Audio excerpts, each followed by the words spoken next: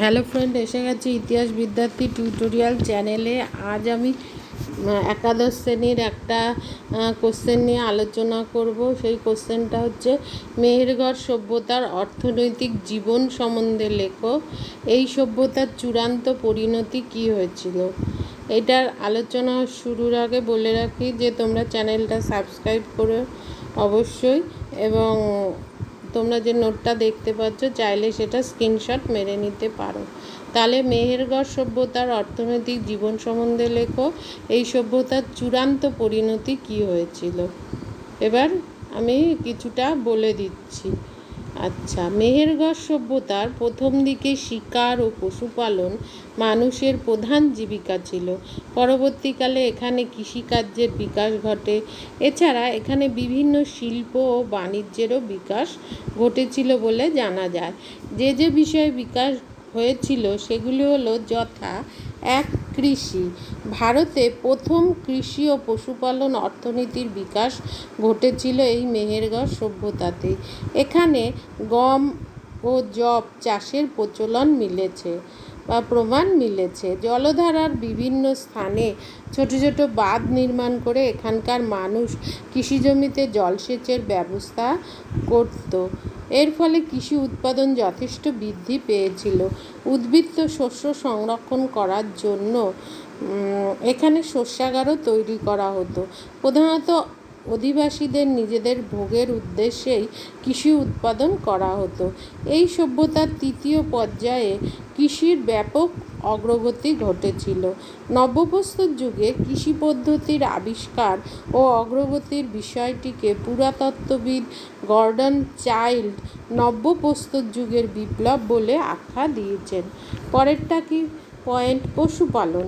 মেহেরগড় সভ্যতার কৃষির প্রয়োজনে অনুশীলনের গুরুত্ব বেড়েছিল। মানে কৃষির প্রয়োজনে কৃষিকাজ করার প্রয়োজনীয়তা বেড়েছিল। তাছাড়া খাদ্য হিসাবে মাংসের প্রয়োজনেও পশুপালন করা হতো। অবশ্য কৃষি ও পশুপালনের পাশাপাশি খাদ্যের প্রয়োজনে শিকার করার পেশা তখনও প্রচলিত ছিল। তবে শিকার করা বন্য পশুর তুলনায় গৃহপালিত পশুর মাংস পরবর্তীকালের মানুষ বেশি খেত বলে প্রমাণ পাওয়া যায়।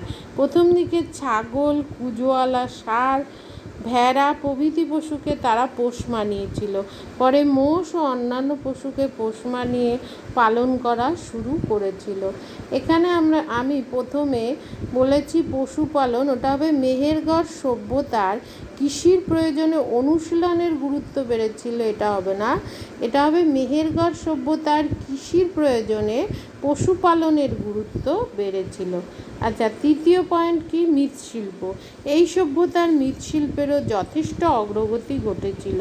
প্রথম দিকে মৃৎপাত্রগুলো হাতে তৈরি করা হতো।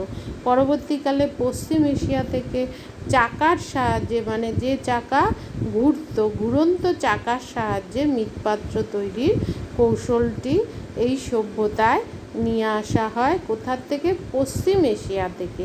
ফলে খ্রিস্টপূর্ব 4000 অব্দ নাগাদ মেহেরগড় সভ্যতায় মৃৎপাত্র তৈরিতে ঘুরন্ত চাকার ব্যবহার শুরু হয়। পরবর্তীকালে মৃৎপাত্রগুলো চুল্লির আগুনে পোড়ানো এবং তাতে বিভিন্ন রঙের প্রলেপ দেওয়া শুরু হলে মৃৎশিল্পের অভাবনীয় উন্নতি ঘটে।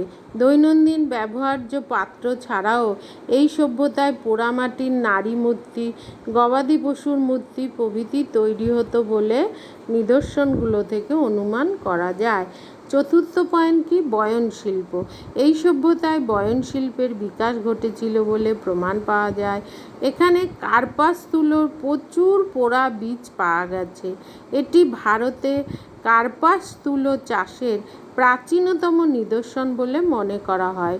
অনুমান করা যায় যে কার্পাসের তুলো দিয়ে সুতো তৈরি করত এবং তা দিয়ে এরা কাপড় বুনত।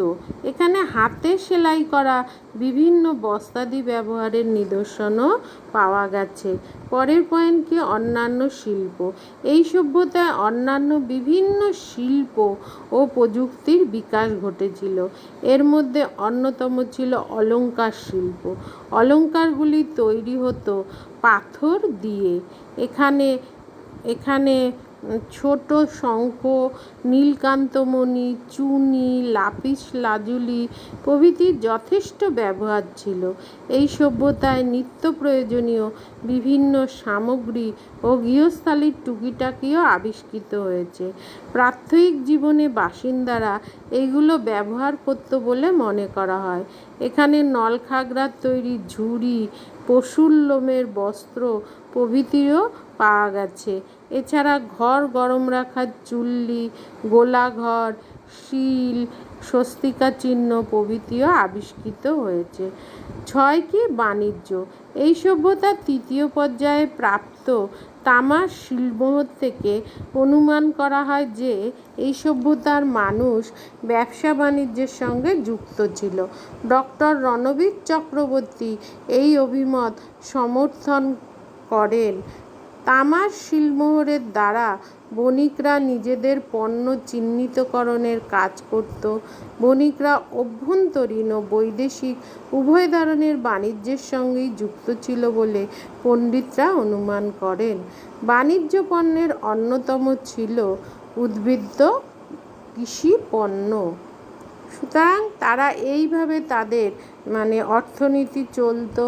আমরা সমস্ত কিছু থেকে জানতে পারি যে তারা তাদের প্রয়োজনে তাদের জীবন এইভাবে মেহেরগড় সভ্যতার অধিবাসীরা তাদের প্রয়োজনে তাদের জীবন এইভাবে চালাতো।